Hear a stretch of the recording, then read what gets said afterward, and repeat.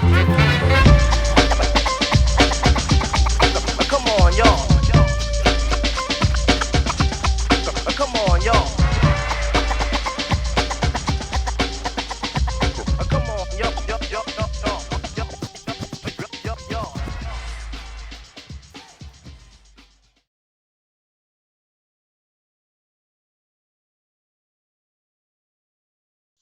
All right, I'm Gio here with GymnasticsVille, and I'm here with Yul Moldauer. How's it going, Yeah. Yul? Good, good. Thanks Doing for having good. me, How you man. feeling? Pretty good. What about yourself? Not too bad, not too bad. So you're back in Colorado, right? Yep, back Training in at your old gym, training 5280. at 280. Yeah. That's awesome. How do you feel? How does that feel, going from college and back to your home gym? Um, it was hard making the decision, honestly, at Mhm, first, just because, OU was my home for so long. mhm, And I went through so many different experiences at OU, but going back to 5280 where it all began, as a kid, it's very special. I get mhm, to train with Vladimir and Arena and Sasha, and just to be back kind of at home, mhm. it truly is a blessing. Yeah. I was gonna ask that. Like, how is it more difficult to train there because, it's not that same atmosphere, or is it good? No, it's amazing. Mhm, Taylor Burkhart trains here too. So he's another junior national team member, but also just going back into a gym where all these kids are so young and energetic, and they kind of look at me as a leader, so it kind of puts me in this role of kind of being a team captain again. mhm, And I get to bring aspects from college back into the gym just because, Vlad, Arena, and Sasha are so open and they're all about learning new ways of gymnastics. So it's mhm, been really fun because I've gotten to kind of mix, the slow floor, the fast floor, kind of the mhm. conditioning concepts, the mentality concepts of OU, and bring it into 5280. And, with all these kids just hungry to be good gymnasts, it's actually given me kind of energy booster as well, just because these kids can take turn after turn after turn, and they're always just very energetic and high spirited, so it's actually been really good being back. Yeah, that's awesome that you mentioned that, just because I'm coaching now, and so I've definitely felt that too with that youthful energy is something that you don't get in that college atmosphere. There might be more difficulty, more advanced things that you're practicing, but that Mhm. sometimes gets forgotten Yeah. from, that youthful energy. And that's super cool that you've got to get that back, as you're going on into your career, getting, trying to be the best that you can be now. Yeah. So that's going in with that, but what was your decision in going back? Why was that ultimately your decision to go back? So it was kind of a mix of decisions, but it was also kind of like a mix of like I kind of had to. So Mhm. because of the pandemic, Mhm. all the colleges said that no post grads are allowed to train. And Mm, because I graduated and I wasn't taking any classes, there wasn't a spot for mhm. place for me because Alan had it at the time. Right. So, you know, I talked to Mark and he understood, like we don't have a gym for you to train at. And Mhm. it was just like, I need to get back into a gym. There's an Olympic year coming up. Mhm. I just need to get back. So I came back home, and once I got there, I knew like I'm not gonna go, anywhere else. I'm just gonna come back home where it all started and train at Mhm. 50. Yeah, how has the pandemic affected training? I know I was talking to Alan yesterday, and he was saying when you guys were at OU, y'all set up a pommel horse in your gym, made it work there. How else, once you came back, how has it affected the training? What? Going back all the way back in March, like you Mhm. said, what Alan said, we got a pommel horse in my garage. Mhm. We screwed eye hooks into the ceiling so we could do ring strengths. We took as many weights and parallettes as we could and put them in our garage, and thankfully Air Track sent me a tumble strip so we could tumble in the front yard. So we Mhm. actually had a cool little mini gym at my house, and it was me, Alan, Gank, and Colin kind of Yeah. practicing, and then whatever the OU guys wanted to do, they'd come work out after us, just because we were all scared at the time of Mhm. a lot of people together. Right, So we yeah. kind of had just like this cool rotation system, and Mhm. it actually got to the point where Sideline Scout came over and installed replay cameras for us so we could watch our palm horse routines. Oh, that's great. Yeah, so it was really cool. But once I got to 5280, there was a mask mandate. There were Mhm. certain training times that only the team guys were in there, and Mhm. then the girls team was in there, and then they didn't have any rec classes. So you know it it's hard. I mean, this because you were a gymnast. When no one's in the gym but Mhm. 20 guys, it's hard to you know keep the energy up. It's hard motivating yourself. So, you went through, I think, harder things mentally than actually going in there physically. We had a gym, our gym owner bought all Spieth equipment. Mhm. She literally spoiled us, but it was more the mental side, Mhm. having to push yourself and tell yourself that this is for yourself, this is for Team USA. You got to do this, you got to keep Mhm. pushing. And it was hard at times, but thankfully, we talked about the young and injured, those guys really helped me get through it. So I think it wasn't the gym aspect of training, it was more the mental side. Mhm. Yeah, that definitely makes sense. It's definitely hard. I mean, you don't really think about that because gymnastics is a individual sport when you're in that, when you're on that event or in that competition, but not having your teammates there, not having a lot of people there can definitely affect that practice, how hard you push. Mhm. That's something that's, yeah, makes it super difficult when you're trying to do that. So are you Yeah. still in touch with Mark and Josh and all them at OU? Yeah, yeah, I text them here and there, and I send them congratulations or just good Mhm. luck. I actually, sent them a good luck video for them going into nationals, and it's actually been Nice. funny because Mark and I have been watching the F1 races, and so Oh yeah.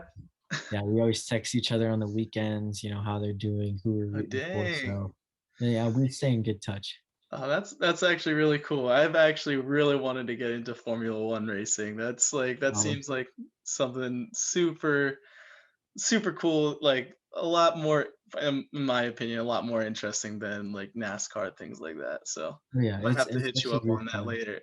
Yeah. Oh yeah. We'll start on the Netflix series. Watch that. To Oh kind of yeah, that's been to on get my list for like ever.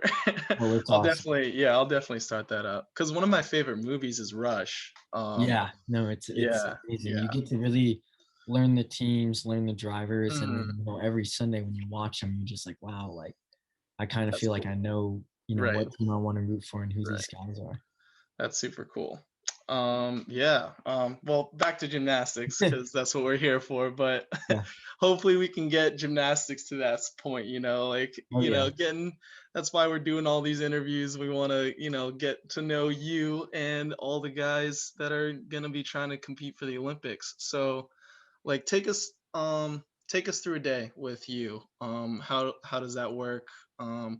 Usually with practice with other things, what do you usually do day to day?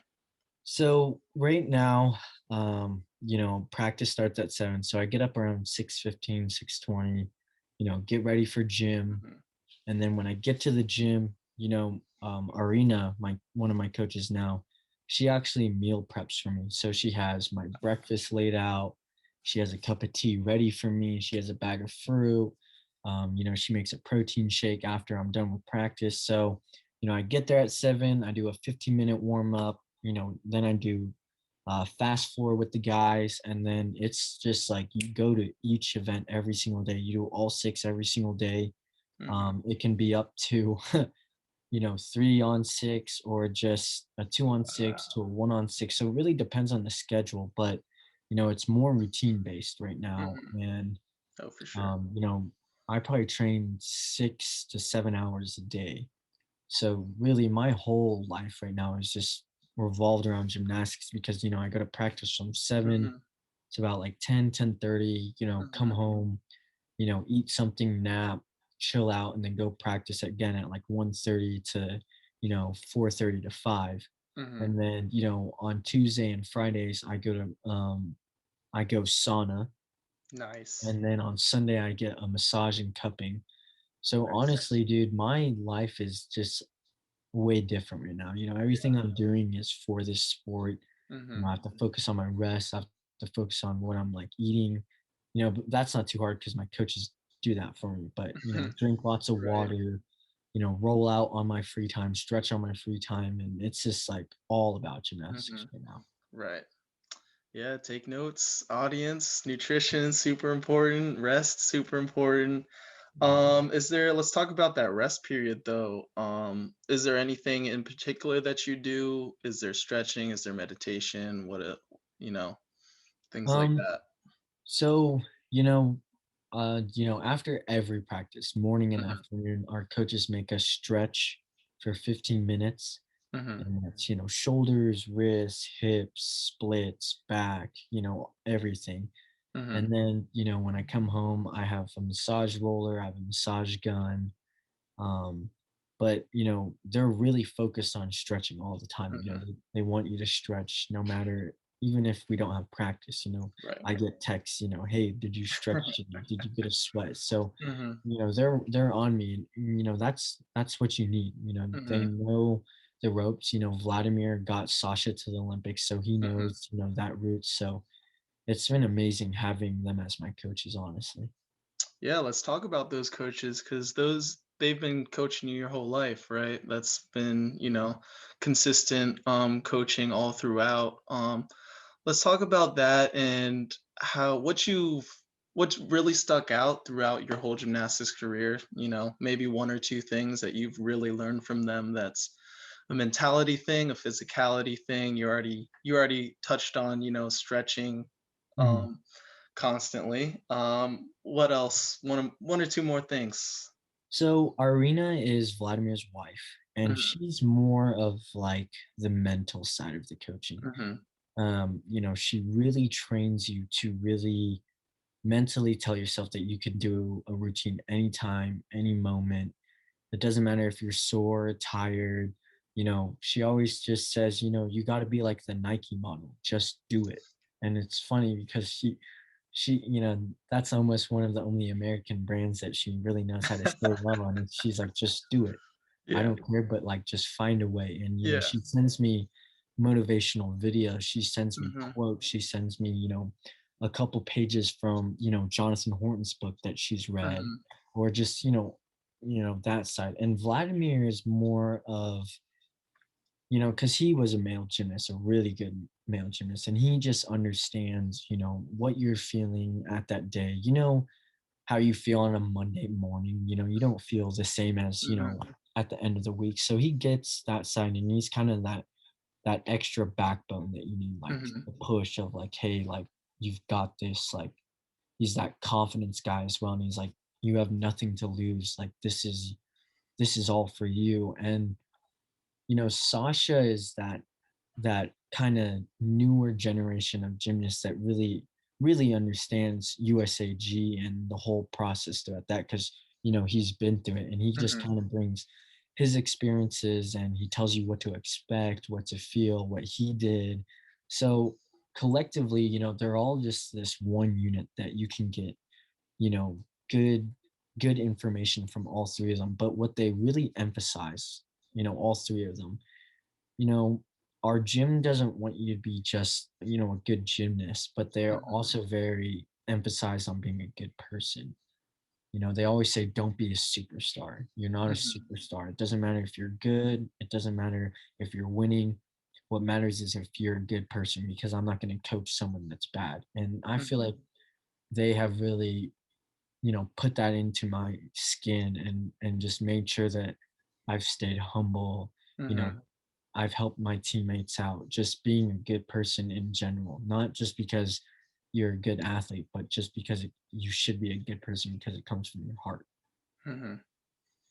Yeah, that's incredible. And that's something that I've definitely seen, practicing with you and, just being on the same team and also, being that person. Like I was on the club team those 4 years, and coming from, talking to you, you're, obviously one of the top gymnasts in this country. Just being able to talk to you and like have those conversations with you, having this conversation with you, Mhm. you can definitely tell it's like you're not, you don't have that energy that puts out, oh, I'm bigger than this, I'm better than this person, that person. Thank you, I man. think, I appreciate that. yeah, I think that's super important and something to remember always is, Oh yeah, at the end of the day, we're all human beings, and exactly. we just gotta remember that. Yeah, and so yeah, that's an amazing thing to learn and amazing thing to coach, I think. Yeah, we're all gymnasts, and everybody listening is probably at least related to gymnastics in some sort of way, but I think what all we all have to, account for is we got to be good people as well as Exactly. so Exactly. um yeah, so we've been through your time at 5280. Let's go to your college experience, going from 5280 to OU. You were a top recruit coming into college, basically you could have decided to go anywhere. What brought you to OU? There was just something special. As soon as I got on campus, I like didn't even talk to anyone yet, Mhm, really. And I could just feel like this was a place for me. But what really drew me in was the team. I remember meeting the team.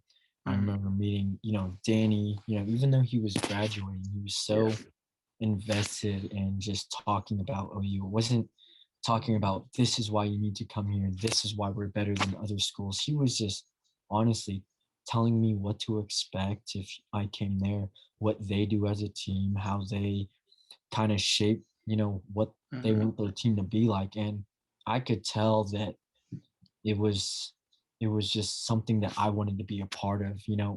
I always tell every recruit this: no matter where you go, you're going to find friends, you're going to have mhm, good teammates, you're going to get a good education, you're going to get the help you need. But what do you want coming out of college? mhm, And I thought of OU as, it's going to get me a great, educational degree, but it's going to make me a great gymnast. And you can tell by the numbers and the history mhm, that OU had with, going back to Bart Connor to, Jake Dalton, all these mhm, guys. And then they had so many national team members and, all the papers on the wall with all the numbers, pictures of the ring that they mhm, want to get, so I could just see that that was a place that was surrounded by success. If you mhm, want it, we'll get you there. And when I went to OU, I fell in love with it, honestly, because it didn't feel like it was fake. It didn't feel like mhm, they were trying to put on, some special trip because we were recruits. I could just feel like, this is their team. This is what they do. I could tell by their interactions. I could tell by how everyone was hanging out. I could tell by how Mark, controlled the team. I got to watch you guys practice and mhm, it was just like incredible to me. And I was like, wow, these guys want to win. These guys want to be good people. These guys, work hard in school. And, OU has that just environment that sucks you in. mhm. Yeah, for sure. Yeah, I was gonna ask about the OU culture, but I think you summed it up pretty dang well. So same thing with the, coaches at 5280. What's something that OU and the coaches there, and I guess, your teammates as well, what's something that OU has taught you that you've carried on and taught, from, coming back to 5280? Embrace the grind. Yeah. That that has stuck with me. And it is so crazy Mhm. once you understand it. It's like Yeah. a lot of people want results like Mhm. right now. And a lot of people might think, oh, OU wins because they get talented people and, Mhm. they do easy gymnastics. Like there's so many things I've heard people say about OU, but when they come to OU, you don't get to that point without doing the work, you know? Mhm, And when you're waking up at 5:30 to go to weights and then you go to class all day and then you come back and have to do, a 2-on-3, 2-on-3, and then a 2-on-6, it's hard, but once you get through it, you just like you come to yourself and you're like, wow, like if I can do this, mhm, I can do this any day. But mhm, it also just shows the results and you sit back after your freshman year and you're like, holy cow, like mhm, I don't think I've ever worked so hard in my life, but it's like it feels so good when it pays off. And it just teaches you this culture that if you want it that bad, all you have to do is work hard.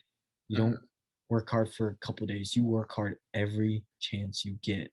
mhm, And Mark always said embrace the grind. Taki always said embrace the grind. Steve always said it. And Josh was my captain at the time, and it was just like incredible that those three words can really just sum up, almost not just gymnastics, but your life. If you have a mhm, goal, you know, y- you have to understand that it's going to be a journey, and to be successful, it takes more work than the average person to get to where you want to mhm, be. So you have to really honestly embrace that grind, because mhm, once you finish that grind, everything comes after it. I mhm, mean, you won 5 championships in a row as a club team, and that's incredible, dude. Like, mhm, the work. So, and it's crazy because you think about, these other schools and they work hard, but like mhm, there's just something about the OU culture that teaches you like how bad do you want it and how bad will you grind. mhm. Yeah, I've definitely it's funny. Just when you said that and the way you said it is just is just spot on to how it is there and how much you have to really push yourself to say like I really want this and I want to win and that's just the number one goal and it gets results and it's I mean you're right, you're completely right. The numbers have definitely shown it and it's something that yeah, that I've definitely carried on and definitely learned from that as well. Mhm, Let's talk about, the NCAA gymnastics as a whole. How mhm. has that experience helped your gymnastics career? Oh, it's helped me a lot. I honestly think about this all the time. I think about like, man, what happened if I, never decided to go to college, and what happened if I didn't go to OU? But, you know, coming in as a freshman, I never told myself, oh, I want to be the freshman that competes all around. I want to be the freshman that, changes a program. I always just looked in as like, man, I get to be part of like a college team. Like Mhm, that was my view going in. mhm, And going into my first meet, in the NCAA at Rocky Mountain Open, I was so scared, man. Like I was like, oh my gosh, like this is like my first opportunity to show like what I really mhm, have. And, mhm, going into that meet, I'm pretty sure I hit 6 for 6 and I got like the highest all around score I've ever scored in mhm, my life. And after that, I just like understood that the NCAA really creates this energy for yourself that you start to understand how to compete mhm, and how to compete well. Looking back at college, my 4 years, and going into the world side aspect of it, like going mhm, into worlds, going into American Cup, going to international meets for the USA. I don't think I would have done as well if I didn't go to the mhm, NCAA, because it teaches you this confidence in yourself, and it teaches you how to compete. It teaches you what to think about, and it teaches you what routine do you need to do to be able to, perform well. And because of the NCAA and you compete, every weekend through the whole season, you mhm. really start to understand yourself and what it takes to be, a good gymnast. Yeah, that's incredible. So you kind of touched on this already, but I guess just in more of a general sense, like how important is the college gymnastics into developing, the Olympic athletes and having that, step up from NCAA up into that world view? Yeah. Oh, it's super important. Mhm, It's probably one of the most important steps if you're trying to go to that level. mhm, it was scary when all these colleges were shutting down their programs because it's like, Mhm. if there are only 8 or 9 programs, does that mean everyone else is going to shut down theirs too? But I don't think the NCAA looks at it as the view as, this is a stepping stone for those people wanting to go to Worlds, wanting to go to the Mhm. Olympics, wanting to, be on the national team for the USA because, I feel like they look at it as the money side, oh, it Right. doesn't bring enough revenue, Right. oh, it doesn't do this. But if they just took a step back and was like, oh, we need the NCAA program because it creates these gymnasts that are able to compete well internationally. Mhm. They get into this groove. They understand, their bodies a lot more. They understand, what routine structures they're going to have, and it gives them more opportunity to compete.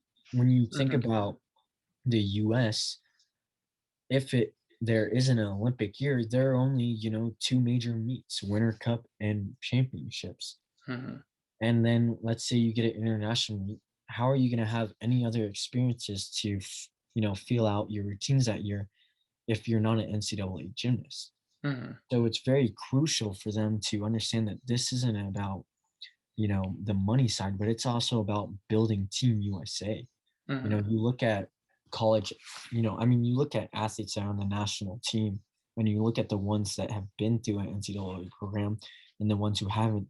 The ones who have just they look more confident. They Mhm. look like they know what they're doing more, and it creates like a system for them. And if it gets taken away, it's a scary thought to think about what Team USA gymnastics will look like. Right. But I think they need to understand that it's not a money side.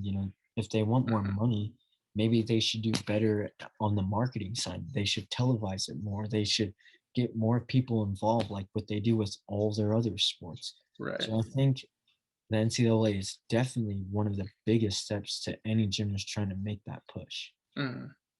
Yeah. Well put.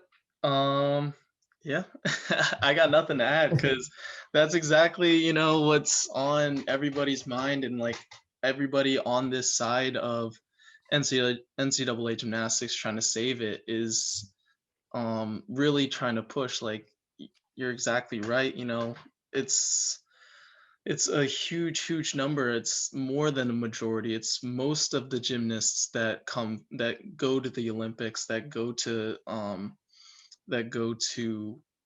that compete for the world championships come from these college programs and decide to train in the colleges and stay there.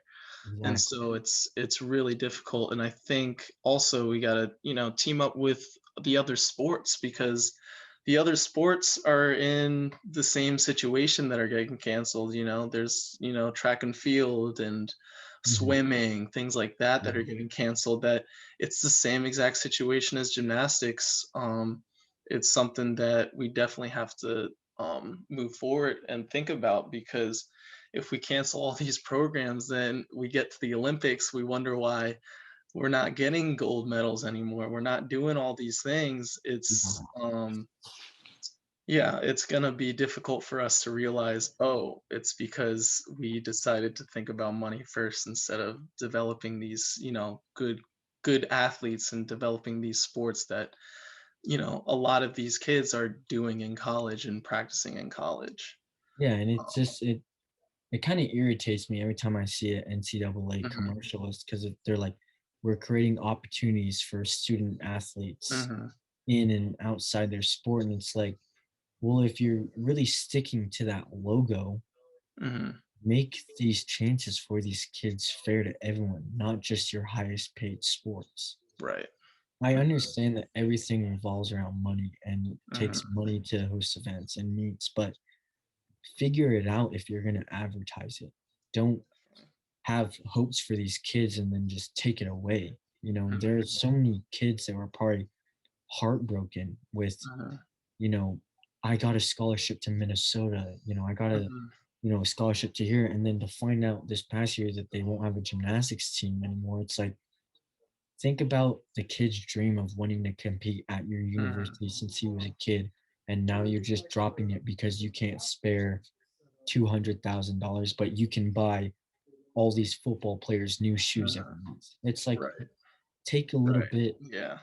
of like planning out your Mhm. financial Definitely. priorities first, I you know? think I think it's a matter of it's lack of effort and lack of wanting to put in an effort to try and fix the way it's worked out, because you're definitely right. Like, there is money to go around. There definitely is. There's more than enough for us to realize, okay, we can support these gymnasts. And I think Yeah, what we have to realize for sure is, um you're right, money does make the world go round, but it's not all about the money. Like, we're exactly. doing all these sports for that, for those dreams of those kids, like, Yeah. you were once one of those kids that wanted to go to the Olympics, and OU was the place for you to develop that dream and make that into a reality, hopefully. And so with that, let's move on to your Olympic dreams, but also, your accolades after college. So I think the time that I really realized that, Yul Moldauer arrived at the scene was the 2017 American Cup when you beat Oleg. I think that was definitely like oh dang, this kid is legit for, I mean, almost like all, for USA Gymnastics is kind of like a statement on your part. At least for me, is like, yeah, I'm here. I'm the one to, I'm the guy. So how was that? Do you remember that moment? Yeah, Yeah. that was a crazy meet. I remember, going and hearing that, Akash and I were assigned to that meet. Hmm. And I was super excited because, that's the biggest international meet that the United States has. And, I heard all these gymnasts going. And for me, I didn't take it as like, oh, I need to win. I need to do Hmm. well. I just took it as like, you know what? Oleg's there. He just got, second in the line at the Olympics. I'm just going to go out there and compete and do my thing. And Hmm. after floor, I was pretty pumped. After horse, I was pretty pumped. And then as the meet went on, it was just like, holy cow, like I'm leading right now. That's like crazy to me. And I remember going into high bar Hmm. and I needed to score like a 13.7 or something like that, or Hmm. 13.5. And, for me, high bar is my weakest event. Hmm. And I just remember telling myself, all right, man, just go in and attack it. Like, it doesn't matter. I've been having a fun meet. It doesn't matter. Just do Just it. go out there. And Just do it. when I landed, I didn't know if I was going to get the score, but I remember being so pumped because, like, for me, that was really special being on the same Hmm. floor with all those big names because I've dreamed of, competing against these world class gymnasts. And Hmm. for me to win, I was actually very surprised. I was like, holy cow, talking like, what just happened, man? Like, how are the OU guys doing? Because they were going against Stanford that Hmm. night. And for Hmm. me, I was just shocked that whole year because, I won Winter Cup and then I got assigned to American Cup and then I won American Cup and then I won US championships and then Hmm. I was going to worlds. And it was just, that year was just really crazy to me Hmm. because, in 2016, I think I went 12 for 12 at Olympic trials. I Hmm. was, maybe top 3 on P bars, top 5 at least on, a good amount of events. And I didn't even get picked for, an alternate spot. So for me, I was like, man, like I wasn't even looked at as a consideration to be an alternate. Seymour, Seymour, hey, Seymour, no, sorry. No That's worries. my dog. But yeah, I don't think I was even considered to be an alternate. And to go to that next year and start, taking these titles and then ending up with a world medal, I was just like shocked because after that year, I never really looked at myself that highly because of, the committee and how they, picked the Hmm. team and all the alternates. So for me, I was like, oh, it's probably going to take me, a couple more years to get, my name really out there. And then Hmm. 2017 was just like a big year for me Mhm. and my confidence and me growing as a gymnast. Yeah, that was a huge year because you won bronze at the World Championships, right, on floor? Yeah, yeah, Yeah. and that was yeah, I was shocked then too. I was like, "Holy cow!" Like, Mark, what just happened, man? Like, it was Yeah, that's insane. an amazing thing. Yeah, that's that's awesome. So let's go, a little bit, after, 2 more years roll by, you got 2 more American Cup championships. What is it about the American Cup that makes you, I don't just know. go Like, off? that is like I think it's my favorite meet just because you Yeah. can really feel the home crowd advantage there. Mhm. Even though everyone claps for everyone, but like for me, it almost feels like another college meet.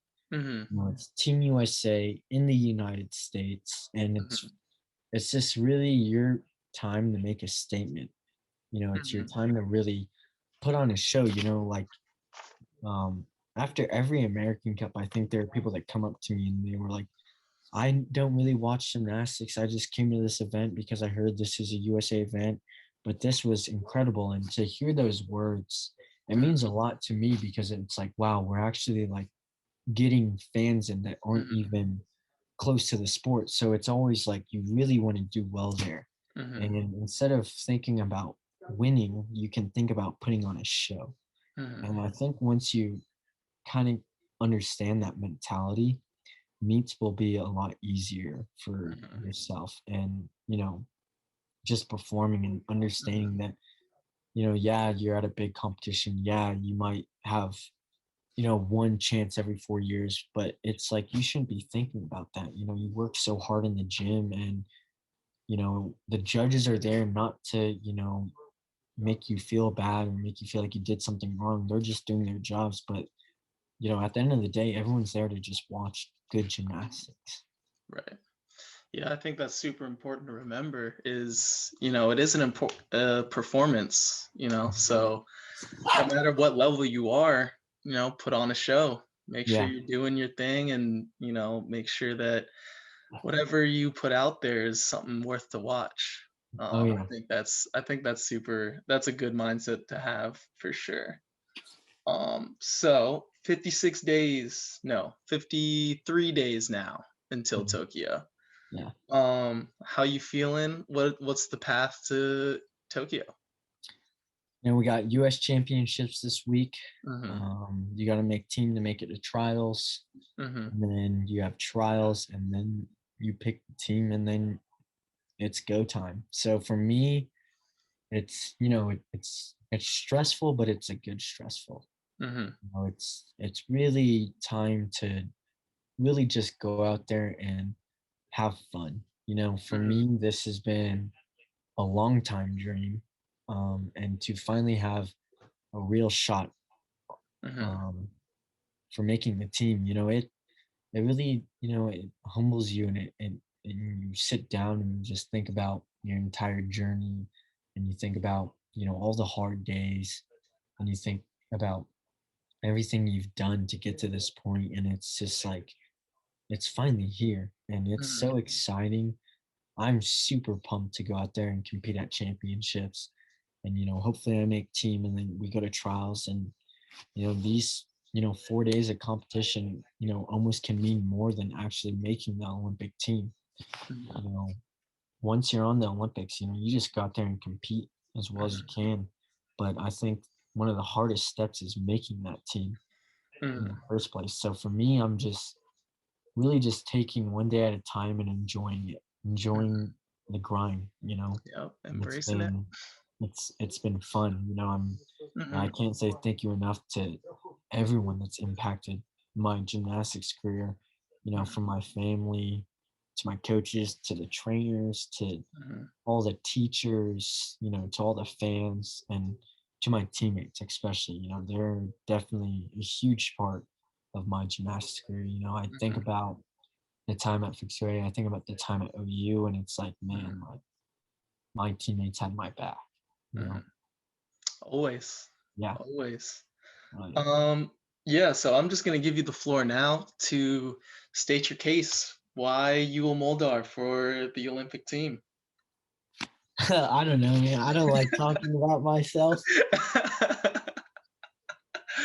No, I will. If I had to say something, I'd probably just say, if I'm picked on that team, Mhm, know that every single day and every time I go into the gym, I'm gonna work the hardest I can work because I want this team. I want USA to be on the podium. I mhm, want it so bad, and there's it's just crazy because I feel like if we can get on the podium and we can bring hardware back, we can almost save the sport. mhm, Instead of thinking about yourself, think about the sport instead. Think mhm, about what we, as a team or whoever's on that team on the Olympics, at the Olympics, think about what you can do for this sport in the US right now. You can bring it back to life. And I think that is so important. I think it goes way beyond anyone on the team or mhm, any individual. You're not doing this for yourself, but you're doing it literally for the sport. And I think if mhm. you understand that, you'll have so much drive and so much heart every time you go into the gym. It's a beautiful thing. Yeah. Thanks. I think we'll end it on that. That's a great spot to end it. Yul, thanks for talking with me. Of course, Gio. It's been great. I think we'll definitely see you soon. Oh, yeah. Good luck on championships, good luck on trials, and hopefully we'll see you in Tokyo. Dude, thank you, man. And thanks again for talking, bro. This is Oh, fun. no problem. Yeah, it's super fun. I'm sure we'll do it again, leading up or afterwards, Yeah. whenever. Yeah, I'll Sounds good, see you man. later. Appreciate it, man. Yeah, man. All right. See ya.